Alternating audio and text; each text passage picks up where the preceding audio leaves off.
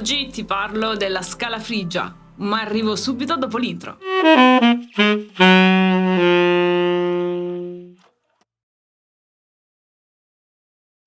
Ciao, sono Emanuela e sono una clarinettista e sassofonista professionista.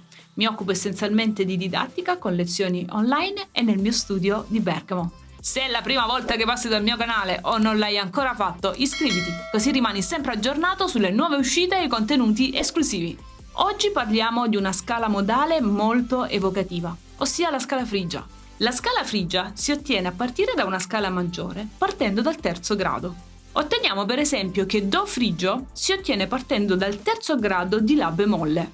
Otterremo quindi una scala composta dalle seguenti note: Do, Re bemolle, Mi bemolle, Fa, Sol, La bemolle, Si bemolle, Do. E suona così.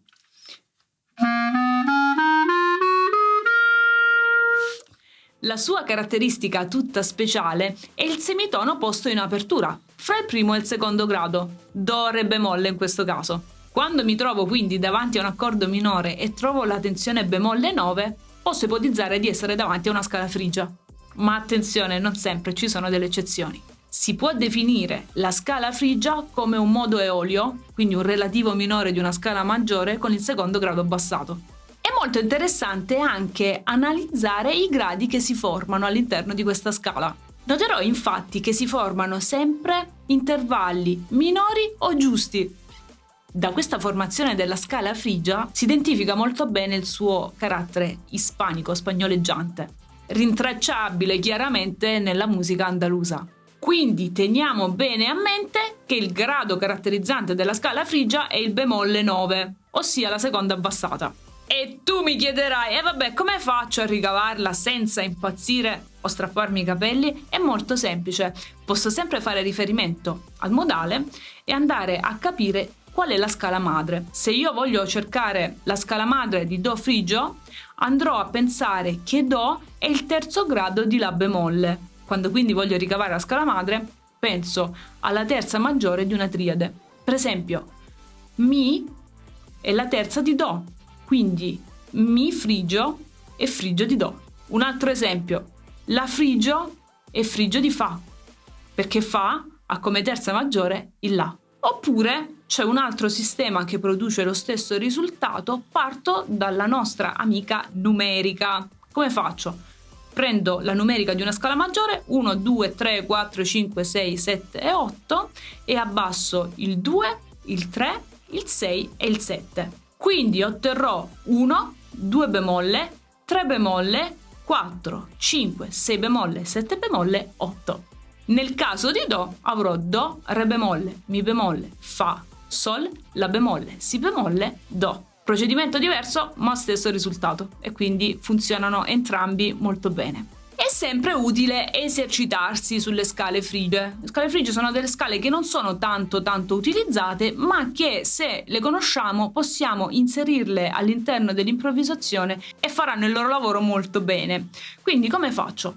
L'esempio che ho fatto era in Do frigio, che è frigio di La bemolle. Quindi che cosa faccio? Prendo la scala di La bemolle,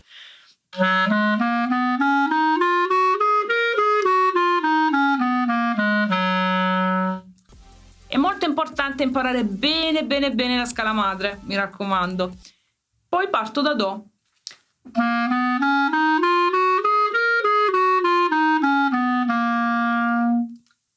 Lo faccio col clarinetto, ma in realtà vale per tutti gli strumenti. E mi esercito un pochettino sulla quadriade.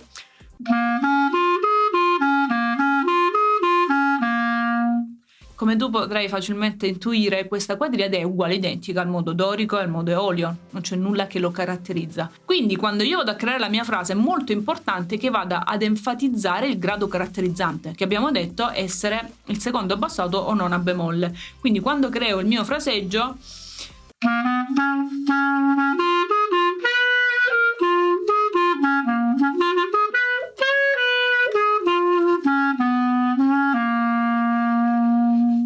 è molto importante enfatizzare questo grado, altrimenti si può confondere con un'altra scala. Puoi creare delle piccole frasi passando dalla nona bemolle, che come sappiamo è una tensione dell'accordo, e andando a cadere strategicamente su note forti dell'accordo. Questa frase è molto carina, per esempio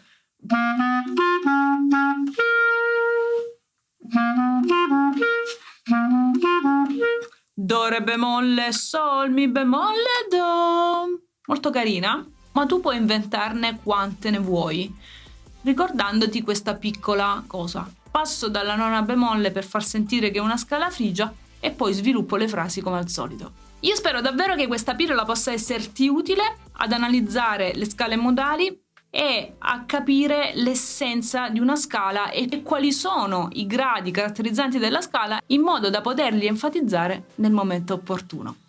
Io ti do appuntamento alla prossima scala modale, che sarà la scala Lidia, una scala molto bella e molto utilizzata nel jazz. Io ti saluto e ti do appuntamento alla prossima. Ciao ciao!